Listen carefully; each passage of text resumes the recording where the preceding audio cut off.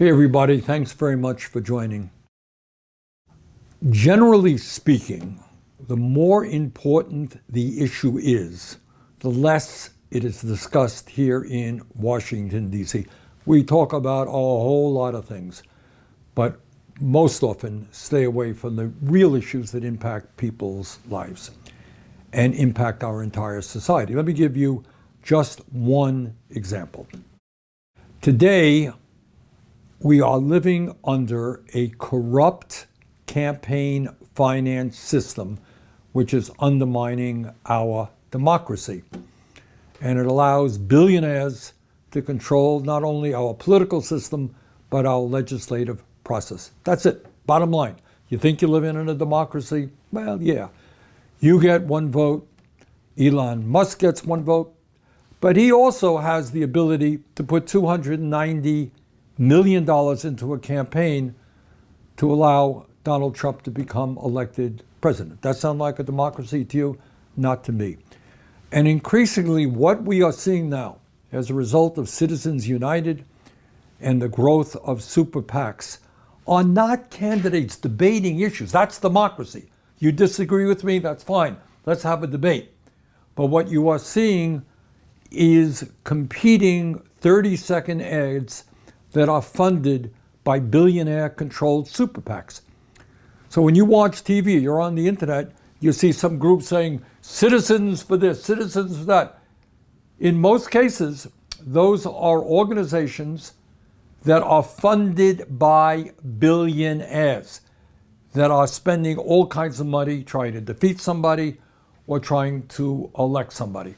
And a lot of this began with this horrific Supreme Court decision in 2010, and by a 5-4 decision, the Supreme Court decided that we are infringing on the free speech of billionaires if we just don't allow them to spend as much money as they want to destroy democracy.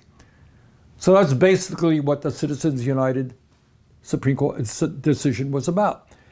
So what's happened since then is that we have seen political spending going up by more than 1,600%. In the 2024 elections, 100 billionaire families on both sides of the aisle spent $2.6 billion. You got that? 100 families spent $2.6 billion. That was double what they spent in 2020.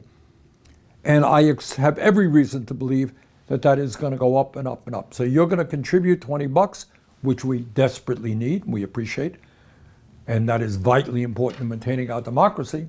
And Elon Musk is not going to contribute $20. He's going to contribute $290 million, maybe more in the future, who knows. So what does this tell you about our political system?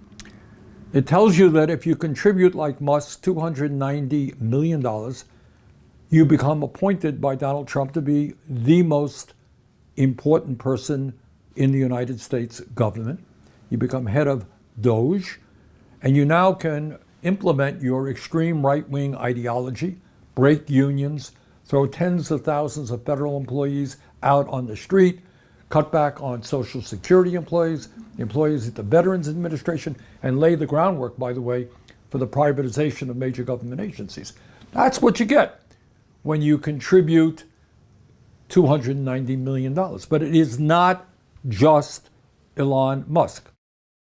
In early July, just a few days ago, Republicans in Congress passed, as you all know, I hope you know, Trump's big, beautiful bill, which in my view is probably the most destructive piece of legislation passed in the modern history of our country. And this legislation provides $1 trillion in tax breaks to the top 1%. So all these guys who made campaign contributions, they're going to get it back in spades. You know, you contribute a few $100 million or $10 million, you're going to get that back big time in a tax break. Massive tax breaks for large, profitable corporations, and it's all paid for by cuts to Medicaid, nutrition, and education. In fact, some have suggested that this is the largest transfer of wealth from the working class to the top 1% in the history of our country. Further, as a result of this legislation, over 16 million Americans are going to lose their health insurance. And sadly, it just hurts me to have to say this, but studies suggest that some 50,000 Americans will die unnecessarily every year, because when you're thrown off health care, you don't have access to a doctor and so forth. Now, the point that I want to make is I don't want to go into this bill at this time, but I want you to think about something.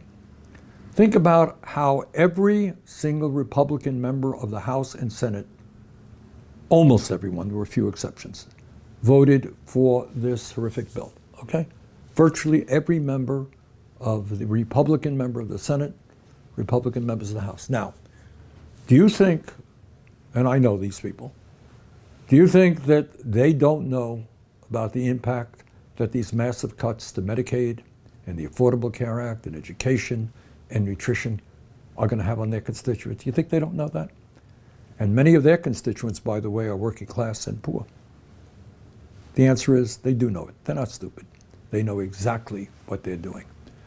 But they also know that if one day they were to have stood up and said, you know what, I represent a district, it's working class, it's poor, a lot of people on Medicaid, kids trying to go to college, I can't vote for this thing. What do you think would have happened to them the very next day? And what would have happened is one or another of the oligarchs or the big money interests would have said, you're not voting for Trump's bill, you are out of here, we are going to primary you.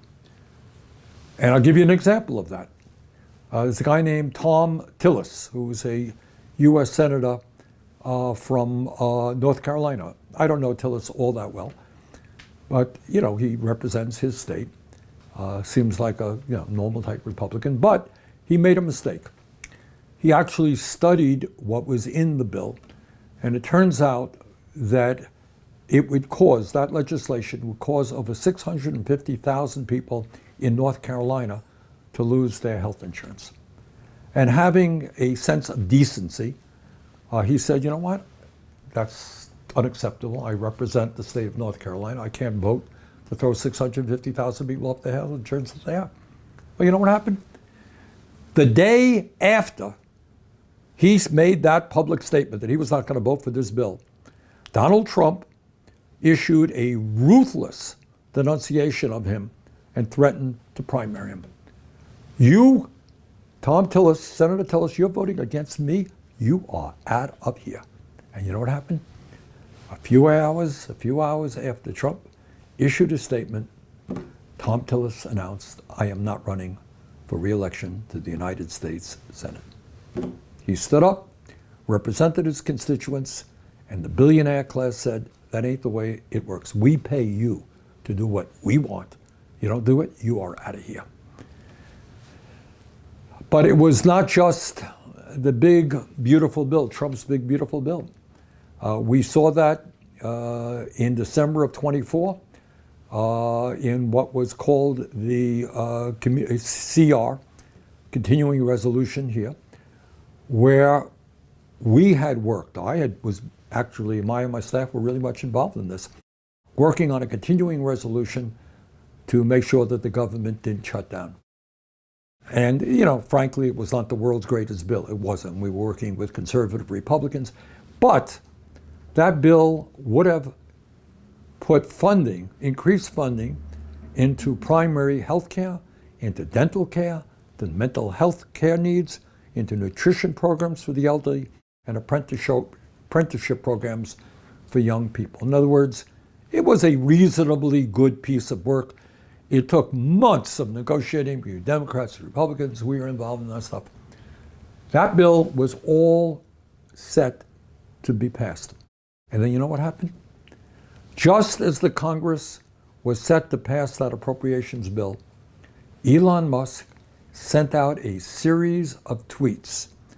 And what he said is, you vote for that and he lied about what was in the bill. You're going to vote for that continuing resolution. We're going to primary you. You are out of there. And in minutes, legislation that had been worked on for months. Democrats, Republicans, progressives, conservatives came together. All that Musk had to do was send out that series of emails. It was over. That's it. The Republicans said, forget it. We're not supporting that anymore. But it is not just Musk, and it is not just Republicans. This system, political system, campaign finance system, is just unbelievably corrupt, and it impacts the Democratic Party as well. And let me give you a few examples of how big money and a corrupt campaign finance system impacts Democrats.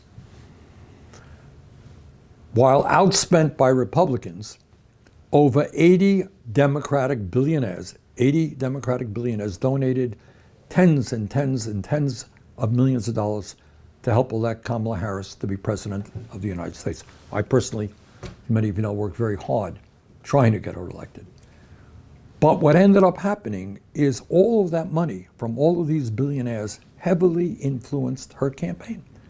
So instead of running a campaign that took on powerful special interests and made it clear that she and the Democratic Party were going to stand with a working class which is struggling terribly right now, instead of saying, I am with you, we're going to take on these billionaires, she ran a campaign designed not to antagonize the business community or the oligarchs.